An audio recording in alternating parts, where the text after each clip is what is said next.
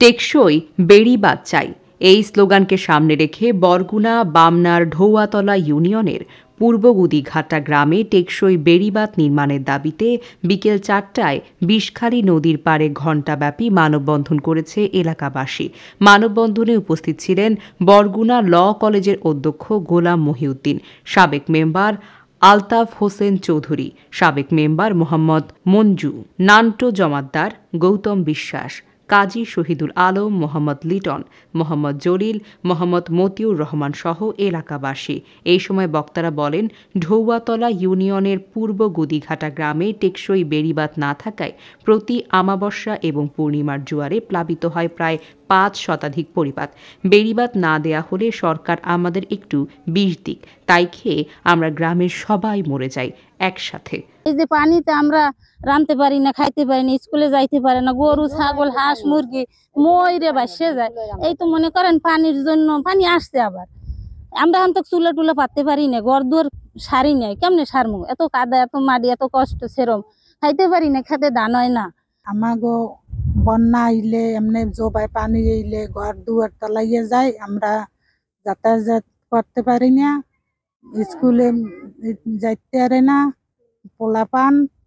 আবার আমরা এই রাঁধতে খাইতে পারি না, চুলা মুলা থাকে না, পেতে জোবাই পানতে আমাকে তলাইতে হয়। আমরা একটু রাস্তা বেরিবাদ বলক চাই।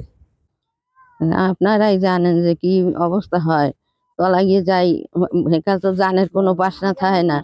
যেমন যেকালে বন্যা আসে একালে কোনো জানের বাসনা থাকে না, একাল তো এবার থেকে ওপার দৌড়ন লাগে, এত আচার ফাচার খাইয়ে হাত পা ভাঙিয়ে চুরিয়ে এরপর যাওয়া লাগে।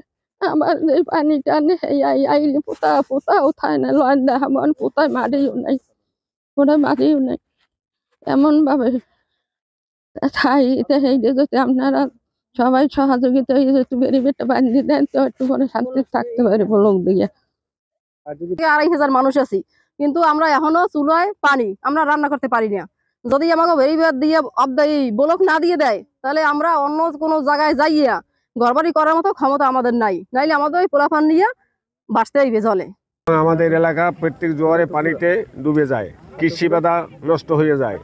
গত বছর প্রায় ২০ থেকে ৩০ লক্ষ টাকার মুগ ডাল আমরা পাই। এখন বেড়িবাঁধ অথবা ব্লকের ব্যবস্থা করলে আমরা সুখ শান্তিতে বাস করতে পারবো, কোনো তেরানের দরকার নাই, লাগবে না আমাদের কোনো তেরানের দরকার। অথবা ব্লক যদি না দেন তাহলে আমাদের বিষ খাওয়াইয়া মারার ব্যবস্থা করেন, যাতে আমরা মরে যাই। আমরা না থাকতে পারলে এত কষ্ট করে থাকিয়ে লাভ কি আর। এইগুলো বিলীন হওয়ার পথে আমরা চাই এখানে ব্লক বা একটা অ্যারেঞ্জমেন্ট করে যাতে এই নদী ভাঙনটা বন্ধ করা যায়, নদী ভাঙন রোধ হয় সেই ব্যবস্থা নেবে।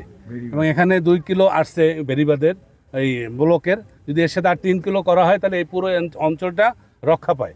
এবং সেক্ষেত্রে দরবার স্কুল অনেক কিছু এখানে সেফ হয়, যাতে মানে বাচ্চারা পড়াশোনা এবং অনেক মানুষ এখান থেকে গৃহ ছেড়ে চলে যেতে হয়েছে, যেহেতু নদীর ভাঙনে চলে গেছে। আধা কিলোর মতো নদীর প্রায় ভেঙে এই পর্যন্ত আসছে। আরও আগে পদক্ষেপ নেওয়া উচিত ছিল, এবং এর আগে এরা 3 বার পাশও হয়েছে, কিন্তু এটা আগের যে এমপি ছিলেন তারা এটা পদক্ষেপ নেয় নাই। বক্তারা আরও বলেন, আমরা কোনো ত্রাণ চাই না, চাই টেকসই বেড়িবাঁধ।